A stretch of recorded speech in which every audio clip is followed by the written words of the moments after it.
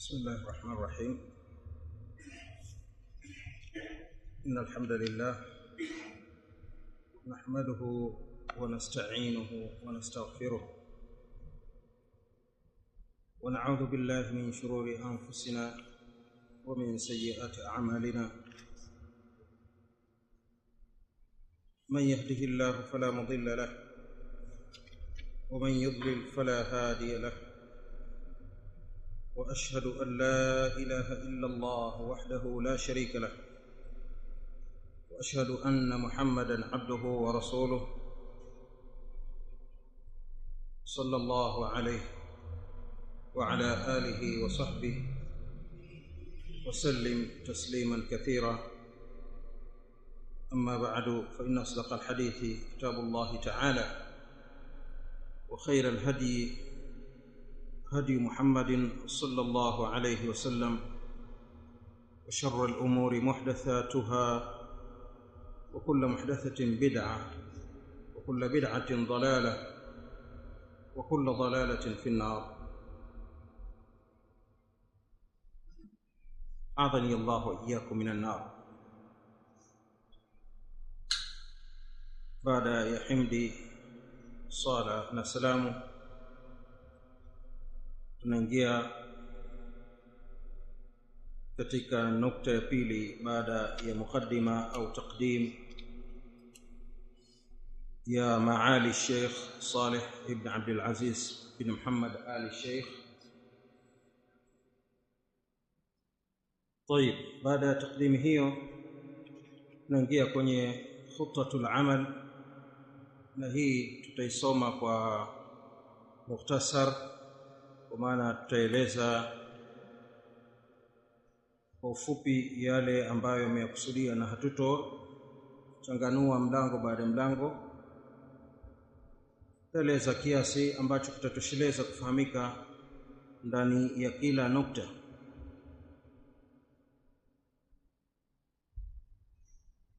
وقد جعل هذا الكتاب، imejaliwa kitabu hichi au kimefanywa kitabu hichi ala tamhidi, juu ya utangulizi, kwa maana wamekiandaa katika sura ya kwamba pawe na utangulizi kwanza wa 14 kitaban, na milango ambayo inaitwa kwa jina la kitabu 14. wa faharis ni orodha ya maraji zile ambazo itakuweko mwisho huko, yani marejeo ya vitabu vikubwa ambavyo wamevitegemea katika uandaaji wa kitabu hichi. Kwa hiyo kitabu chetu kitakuwa na utangulizi pamoja na milango 14, lakini milango hiyo kutokana na ukubwa wake imeitwa kwa jina la kitabu. Kila mlango umepewa kitabu na ndani yake kuna milango kadhaa. wa fihris ambazo ni orodha ya maraji zile pamoja na watunzi wake. Ama tamhid fayatadhammanu at-ta'rif bil-fiqh bal wa mawdhu'ahu wa thamaratahu wa fadlahu. Ama utangulizi utajumuisha au utashikamana na kutoa taarif, definition ya al-fiqh pamoja na maudhui ya fiqh na faida za somo hili na fadhila zake. wa amma al-kutub fahiya ala an-nahwi at-tali, vitakuwa katika namna ifuatayo.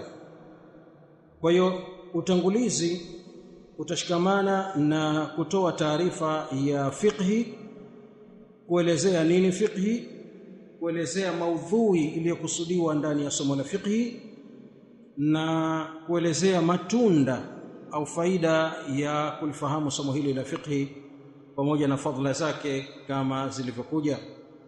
Halafu baada ya hapo kutakuwa na milango iliyoitwa kwa jina la kitabu au kutub, ambayo itafungamana na yafuatayo.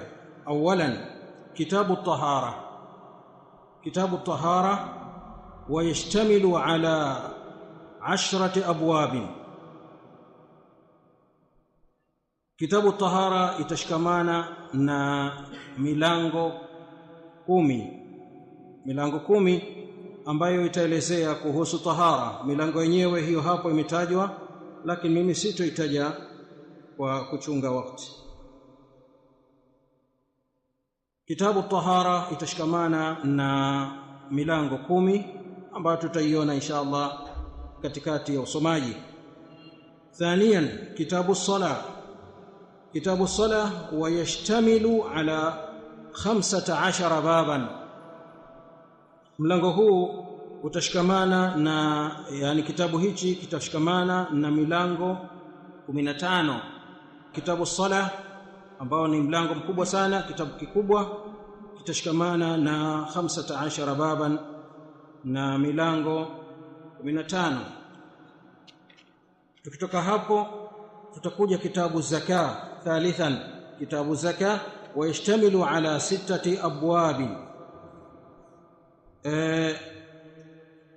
Kitabu zaka kitashikamana na milango 6. Milango imetajwa hapo chini, kwa mwenye kitabu ataiona. Rabi'an kitabu as-siyam ويشتمل على 5 أبواب. Na kitabu siyam itashikamana na milango 5. Khamisan kitabu al-hajj ويشتمل على 7 أبواب. ثم كتاب الجهاد ويشتمل على 3 أبواب. Kitabu al-hajj itashikamana na milango 7 na kitabu al-jihad itashikamana na milango 3. Alafu hiyo itakuwa ndio fiqhu al-ibadat. Hiyo itakuwa ni fiqhu al-ibadat. Inafuatia mbele sasa itakuwa ni fiqhu al-muamalat. Kwa hiyo fiqhu al-muamalat itaanzia kitabu al-muamalat ويشتمل على 23 بابا. يعني كتاب المعاملات يشتمل على 23 بابا، milango 23. Milango 23 ambayo inafungamana na muamalat, kuanzia kitabu al-buyu' tutakwenda nayo mpaka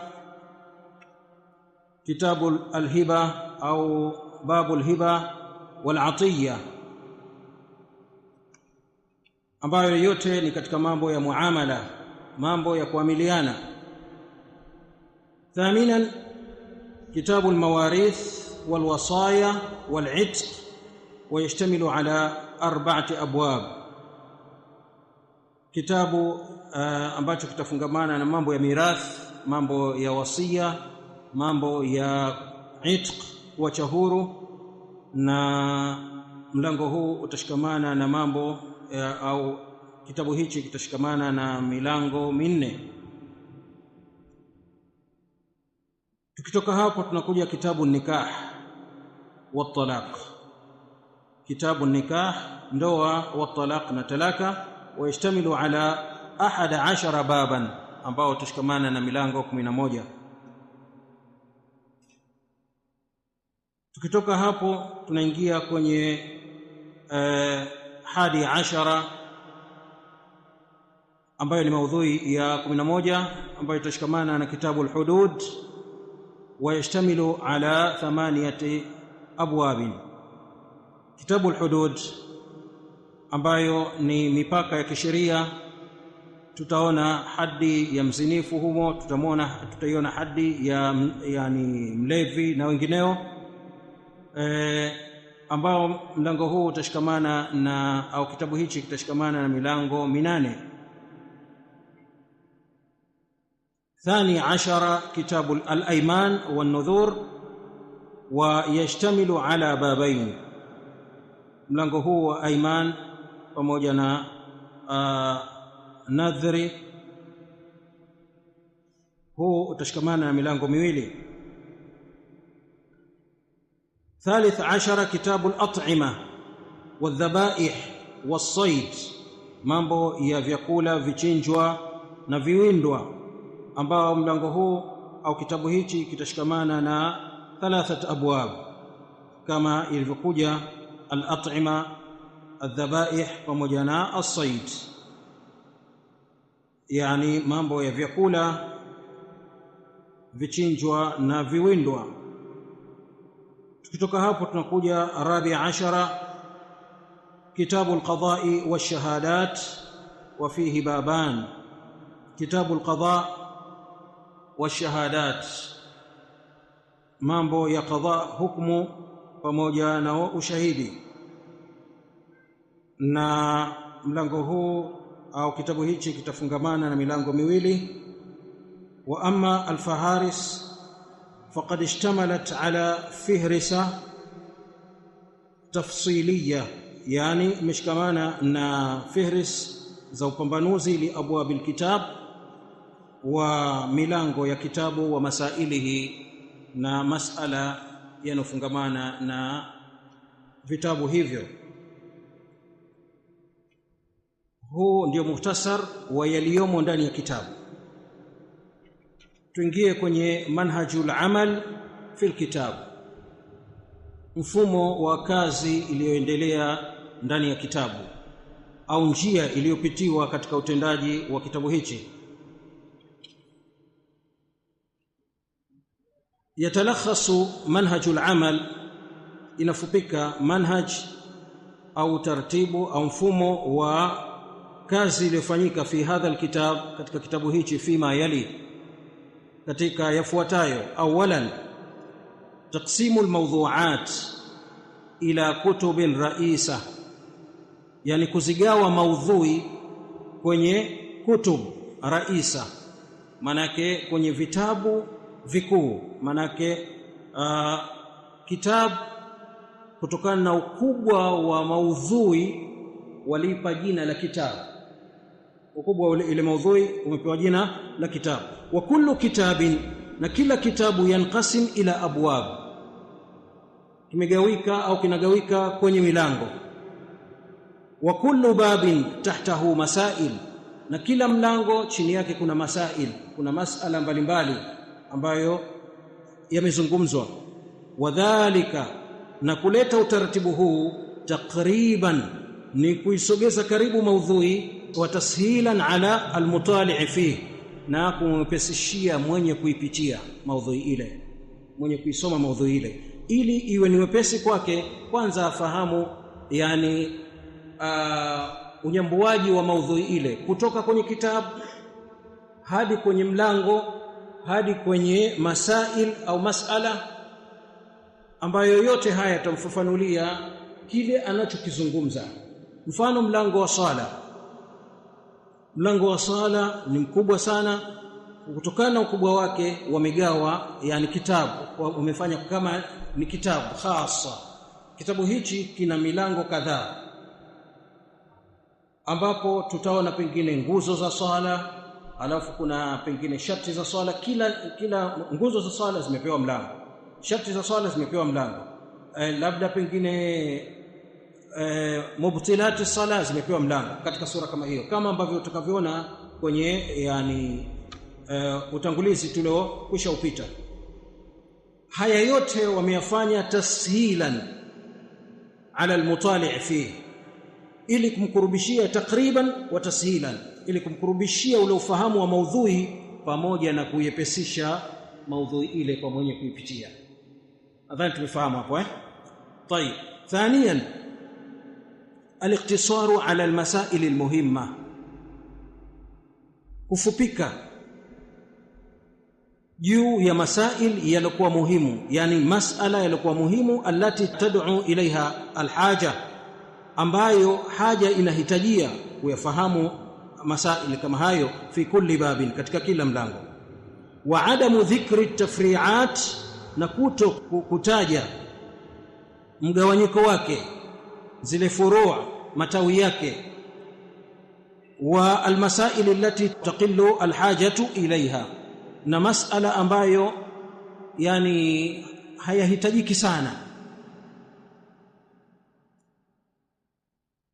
Narejea tena, al-ikhtisar kufupika au kutosheka ala almasail almuhimma, kuyataja yale masala ambayo ni muhimu, alati tad'u ilaiha alhaja, ambayo haja inahitajia kuyajua masala kama hayo, fi kulli babin, katika kila mlango, wa adamu dhikri tafri'at, na kutaja yale matawitawi wal masail na masala alati taqillu alhajatu ilaiha, ambayo mahitaji yake ni madogo. Nadhani itakuwa imefahamika kusudio kwa maana watu hawahitaji sana kwenye masala kama haya, yale hakuona au hawakuona haja ya kuyataja. nadhani imefahamika nukta hiyo hapo. Thalithan al-ikhtisar, kufupika, wa ikhtiyaru al-alfadh, na kuchagua matamshi, wal ibarati sahla, na zile ibara zilizokuwa rahisi, alwadhiha, qadra al-imkan, yani kiasi cha uwezekano. Al-ikhtisar maana yake kuleta kwa ufupi, wa ikhtiyaru al-alfadh, na kuchagua matamshi, wal ibarat, na ibara as-sahla, zilizokuwa laini, zilizokuwa rahisi, alwadhiha, na zilizokuwa wazi, qadra al-imkan. Manake hii ni juhudi ya hali ya juu, kwa maana wameleta ufupi au ufupisho na kuchagua maneno yaliokuwa mepesi, yaliokuwa wazi kufahamika kiasi cha uwezekano. Tayari hiyo ndio manhaji ya kitabu, mfumo wa kitabu katika kukiandaa kwake, wamechunga hayo. Rabi'an al-iqtisaru ala al-adillati al-mu'tamada fi kulli mas'ala, yani kufupika juu ya dalili iliyotegemewa katika kila mas'ala. Kama wametoa mas'ala, basi wameyataja na dalili yake katika kila mas'ala. Al-iqtisar, kufupika, ala al-adilla, juu ya dalili, al-mu'tamada, zilizotegemewa, fi kulli mas'ala, katika kila mas'ala. Khamisan, kazi ya tano, al-iqtisaru ala al-qawli ar-rajih, kufupika na kauli iliyokuwa nzito zaidi, yenye nguvu, kauli yenye nguvu, alladhi yad'amuhu ad-dalilu, ambayo inapewa msukumo na dalili, maana yenye nguvu kwa dalili, sawa. Alladhi yad'amuhu ad-dalil, ambayo imetegemea au imepewa nguvu na dalili, imepewa msukumo na dalili, fil masail al-mukhtalafin fiha, katika masala yenye khilafu ndani yake. Al-iqtisaru ala al-qawli ar-rajih, kufupika na kauli yenye nguvu, kauli iliyokuwa nzito, alladhi yad'amuhu ad-dalilu, ambayo imepewa nguvu, imepewa uzito, imepewa msukumo na dalili. Kwa hiyo nguvu yake ni nguvu ya hoja, nguvu ya dalili, fil masail al-mukhtalafin fiha, katika masala ambayo yenye khilafu ndani yake. Kwa hiyo katika masala ambayo yenye khilafu, wao wameitegemea kauli yenye nguvu kwa hoja. Nadhani tumefahamu hapo. Duna al-lujui ila dhikri al-ara, pasi na kuegemea kwenye kutaja rai, wal aqwal, na kauli mbalimbali, wal khilaf fil mas'ala, na khilafu zilizokuja katika masala yale. Wameitaja kauli iliyokuwa yenye nguvu kwa mujibu wa dalili, pasi na kuegemea kwenye kutaja rai mbalimbali zilizozungumzwa na wanazuoni, wala kauli wala khilafu katika masala yale. Hii inamaanisha nini? Katika ile kukuepesishia kufahamu, kama ni masala khilafia, basi wao wameileta ile dalili yenye nguvu au ile hoja yenye nguvu kwa mujibu wa dalili. Kwa maana zile nyingine zote ambazo zimeonekana kwamba ni hoja, wamezitegemea baadhi ya wanazuoni, wao hawakuzitaja, kwa sababu kusudio lao ni kumwepesishia msomaji. Tayari Sadisan, izawi al-ayat al-Qur'aniyya wa tawthiqiha, manake kuzinasibisha aya za Qur'an na kuzipa nguvu, manake kuzitoa. Wadhālika bidhikri ismi sura wa raqmi al-aya, manake kuzipa nguvu na kuzitoa, kuzitia uzito kwa kutaja aya ile iko katika sura gani, wa raqmil aya, na namba ya aya, bijiwari kulli ayatin, yani jirani na kila aya, waradat fil kitab, ambayo imekuja katika kitabu. Aya ile katika kuipa nguvu maudhui au nukta iliyozungumzwa wameiwekea tawthiq, manake iwe rahisi kwenda kuiona na kuijua ni aya ngapi, sura namba ngapi, au sura ngapi. Na hii wameweka bijiwari kulli ayatin waradat fi kitab, yani jirani na kila aya ambayo imekuja katika kitabu. Baada ya aya wameweka namba ya sura na aya yenyewe ilipo. Sabian, takhrij al-ahadith an-nabawiyya, kuzitolea takhrij hadithi za Mtume sallallahu alaihi wasallam. Mfano kusema hadithi hii impokelewa na Imamu al-Bukhari, namba ya hadithi kadha kadha, labda kama ina manzila gani na daraja gani sahihi, au hiyo ndio takhrij. Kwa hiyo hayo wameyafanya bi'azwiha ila masdar as-sunna al-mu'tamada, kwa kuziegemeza, kuzipa nguvu, yani kwenye masadir, vile vyanzo vya vitabu vya sunna vinavyotegemewa. Kwa maana hadithi ile wameiegemeza kwenye kitabu cha sunna, kitabu kinachotegemewa katika vitabu vya sunna ambavyo ni maarufu, na kuitolea takhrij kwamba ni hadithi sahihi au hadithi dhaif kwa mujibu wa ahlul ilmi wa hadith. Fa in kana alhadithu fi sahihain, kama hadithi iko katika sahih al-Bukhari na sahih Muslim au ahadihima, iktafaina bidhalik, yani kama ni hadithi ambayo iko katika sahih al-Bukhari na sahih Muslim au iko katika moja ya sahihi hizi mbili, wametosheka na kutaja sahih. Sawa, iktafaina yani tumetosheka bidhalika, na hilo tu kwamba iko katika sahih, labda sahih al-Bukhari, hakukuwa na haja ya kueleza ya ziada zaidi ya hayo. Haya ni kwa sababu gani? Kwa sababu inafahamika kwamba asahhu al-kutub al-musannafa ni vitabu vilivyokuwa sahihi zaidi katika vitabu vilivyotungwa na wanadamu ni sahih al-Bukhari na sahih Muslim. Kwa hiyo wamefupisha maelezo kwa kutaja hivyo. Wa in lam yakun fi wahidin minhuma kharrajnahu min dawanini sunna, na kama itakuwa si katika vitabu hivyo viwili, basi tumeitoa katika dawawini sunna, katika zile diwani za sunna almashhura zilizokuwa mashuhuri, yani vile vitabu vya sunna vilivyokuwa mashuhuri, muqaddimina sunani al-arba'a, tukitanguliza vitabu vya sunna vile vinne, ala ghairiha, juu ya vingine, ma'a al-hukmi ala ghairi ahadithi as-sahihain, pamoja na kuzitolea hukumu zisizokuwa hadithi zilizokuwa katika sahihain, wa bayani darajatiha, na kubainisha daraja zake.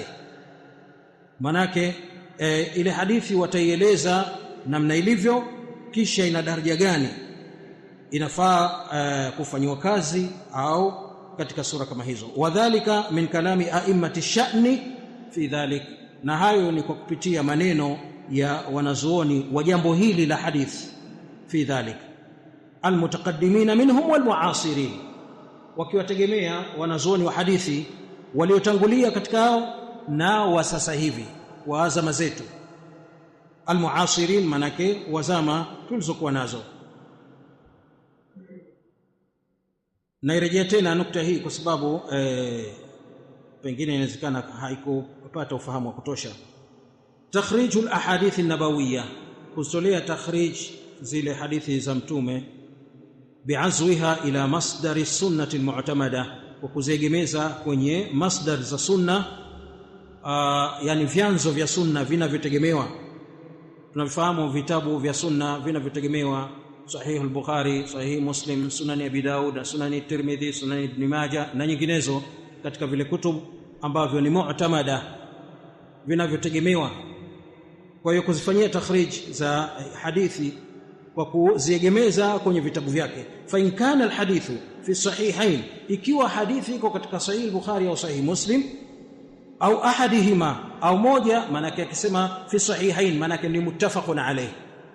Sawa, ikiwa hadithi ni muttafaqun alayh au ahadihima, au imetolewa na Imam al-Bukhari mathalan au imetolewa na Imam Muslim, basi iktafaina bidhalik, tumetoshika na hilo tu kusema hii iko katika sahih Bukhari au hii ni muttafaqun alayh au hii ni iko katika sahih Muslim. Tare wa in lam yakun fi wahidin minhuma, na ikiwa haiko katika moja ya vitabu hivyo, basi kharrajnahu min dawawini sunna, tumezitolea takhrij katika dawawini sunna. Maana yake umeelezea ile hadithi kwamba imetoka au imetolewa katika kitabu gani, mathalan labda ni Sunani Abi Daud, na wakaielezea pengine rakmu ya hadithi, nambari ya hadithi na daraja yake. Nadhani tulifahamu Kwa hiyo pamekuwa na maelezo marefu kidogo. Kharajnahu min dawawini sunnati mashhura muqaddimina as-sunani al-arba'a, wakitanguliza sunani al-arba'a. Sunani al-arba'a zinakuwa ni sunna gani? Abi Daud, Nasa'i, Tirmidhi, An-Nasa'i, Ibn Majah. Tare katika sura kama hiyo, ma'a al-hukmi ala ghairi ahadithi sahihain, pamoja na kuitolea hukumu ya isiyokuwa hadithi iliyokuwa katika sahih al-Bukhari au sahih Muslim, kwa kuitolea hukumu imma ni hadithun hasan au hadithun sahih au hadithun dhaif, tare au daraja nyingine ambazo wamezitaja ahlul ilm, wa bayani darajatiha, wa dhalika min kalami a'immati sha'ni fi dhalika, na hayo ni kwa kupitia maneno ya a'immatu ash-sha'n, wanazuoni wa jambo hili la hadithi, fi dhalika almutaqaddimina minhum wal mu'asirin, wakiwategemea wanazuoni wa zamani na wa sasa katika wanazuoni wa fani hii ya hadithi. Thaminan, sharhul kalimat wal mustalahat al ghariba, kusherehesha maneno na zile istilahi ngeni, istilahi ngeni ambazo maana yake kwa mubtadiin pengine wanaweza kupata tabu, kwa wanafunzi ambao wako katika misingi midogo bado wanaweza kupata tabu. Kwa hiyo wameyasherehesha maneno kama hayo, allati tahtaju ila bayanin wa idahin, ambayo yanahitajia kubainishwa na kuwekwa wazi.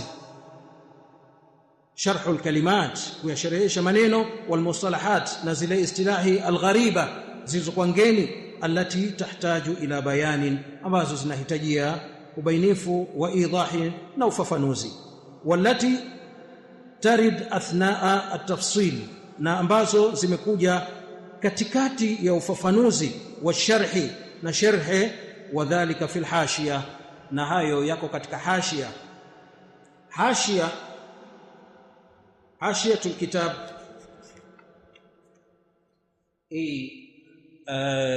maelezo haya katikati haya, hii huitwa matnul kitab. Tare mara nyingi maandishi yake yanakuwa yako mapana, mazito, yanaonekana wazi. Huku pembeni huku unaweza kukuta maneno machache membamba, zile ndio hashia. Tare kwa hiyo wameka katika sura kama hiyo, katika baadhi ya sehemu wameka hiyo. Sharhul kalimat wal mustalahat al ghariba, yani kusherehesha maneno na istilahi zilizokuwa ngeni, allati tahtaju ila bayanin wa idah, ambazo zinahitajia ubainifu na ufafanuzi. Akisema mustalahat al ghariba, kuna baadhi ya maneno, zile baadhi ya istilahi ambazo hutumika pengine kwa watu wa fiqhi tu. Wakisema neno fulani kwa mtu wa fiqhi, anakusudiwa vipi? Sawa. Kwa hiyo istilahi kama zile wameziwekea ufafanuzi ili ufahamu kwamba hapa ninapozungumza hivi imekusudiwa nini. Tayari kuna istilahi mbalimbali kama ambavyo tunafahamu kwenye lugha takriban zote. Istilahi hizi bila ya kuzifafanua, pengine mtu anaweza kushindwa kufahamu kilichokusudiwa. Kwa hiyo maneno kama haya wameyaweka wazi pale panapohitajika. Walati tarid athna at-tafsil, ambazo zinakuja katikati ya ufafanuzi wa sharhi, wadhālika fil hashia, na hayo yako katika hashia. Amma mustalahatul bahthi ar-raisa, ama istilahi za uchambuzi zile kuu, fa tushrahu fi sulbi al-kitab, hizi zinashereheshwa ndani ya kitabu, yani ndani ya ile maudhui ya kitabu. Fi bidayati kulli babin wa mas'ala, mwanzoni mwa kila mlango na kila mas'ala. Akusudia nini? Istilahi ambazo ni kuu za ile bahthi, ule utafiti ambao ulofanywa, basi hizi fatushrahu fi sulbi alkitab, katikati ya kitabu. Fi bidayati kulli babin, yani tukisema sulbi alkitab, kumbuke kwamba kitabu hichi kilikusudiwa ni ile maudhui kuu ambayo wameipa kwa jina la kitabu. Kwa hiyo itakuwa imeshereheshwa kwenye maudhui yenyewe, tena fi bidayati kulli bab, mwanzoni mwa kila mlango, wa mas'ala, na kila mas'ala. Mfahamu tasi'an alistifadatu min ba'd alkutub almu'asira fi alfiqh, yani kupata faida kupitia baadhi ya vitabu almuasira, vitabu vya kileo vya zama zetu, fi fiqh, katika fiqh. Wa ahamuha, na vitabu muhimu zaidi tulivyovitegemea, maana walivyopata faida kupitia kwenye vitabu hivyo. Ash-Sharh al-Mumti', ni kitabu kinachoitwa Ash-Sharh al-Mumti' li fadilati Sheikh Muhammad ibn Uthaymin rahimahullah, cha fadilati Sheikh Muhammad ibn Salih al-Uthaymin rahimahullah. Wal Mulakhas al-Fiqhi, na kitabu al-Mulakhas al-Fiqhi li fadilati Sheikh Salih al-Fawzan hafidhahullah. Kitabu hichi, vitabu hivi vyote ni vitabu maarufu sana ambavyo wamevitegemea, yani kupata faida kutoka kwa vitabu hivyo. Sharh al-Mumti' na al-Mulakhas al-Fiqhi. Sharh al-Mumti' ya Sheikh Ibn Uthaymin rahimahullah, na al-Mulakhas al-Fiqhi cha Sheikh Salih al-Fawzan hafidhahullah. Wadhālika bil-idhāfati ila al-masadir al-ummahati fi al-madhahib al-arba'a, na hayo ni kwa kuegemeza pamoja vile vile kwenye vitabu masadir, yani vyanzo al-ummahat, vitabu mama, fi al-madhahib al-arba'a, vya madhhabu manne. Ukisema madhhabu manne, madhhabu gani yanakusudiwa? Hanafia, Malikia, Shafi'ia na Hanabila, ambayo ndio madhhab manne maarufu ya ahli sunna wal jamaa katika masala haya ya fiqh.